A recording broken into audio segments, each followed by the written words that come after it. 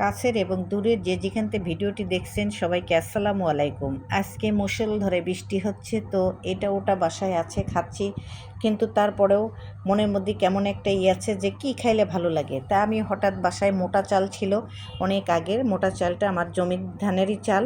তো আমি এটাকে প্রথম আমি চালটা ভেজে নিলাম। তো দেখেন আমি চালটা সুন্দর করে ভেজে নিয়েছি।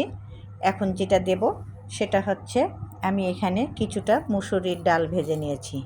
এখন আমি মুসুরির ডালটা আমি এর ভিতরে দিয়ে দেব। আর যেটা ভেজেছি সেটা হচ্ছে ছোলা ভেজেছি।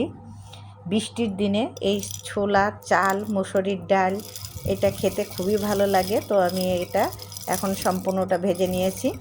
এখন এটা সম্পূর্ণটা এখন মিক্সড করে নেব। নিয়ে এটা এখন বাসায় সবাই আমরা এটা খাবো। এটা বৃষ্টির সময় খেতে খুবই ভালো লাগে। আমি এটা সব সময় এরকম করে রাখি, বৃষ্টি হলে এরকম খাই। এটা খেতে খুবই ভালো লাগে, বিশেষ করে বৃষ্টির দিনে। এমনি সময় তো খাওয়া হয় না, তবে বৃষ্টির সময় মনে হয় এটা খেলে খুবই ভালো লাগে। তো আমি এখানে 3 রকম জিনিস দিয়েছি। এখানে দিয়েছি ছোলা ভাজা, মুসুরির ডাল ভাজা, আর দিয়েছি চাল ভাজা। এটা সম্পূর্ণটা দিয়েছি। এটা এখন সবাই আমরা বাসায় খাবো।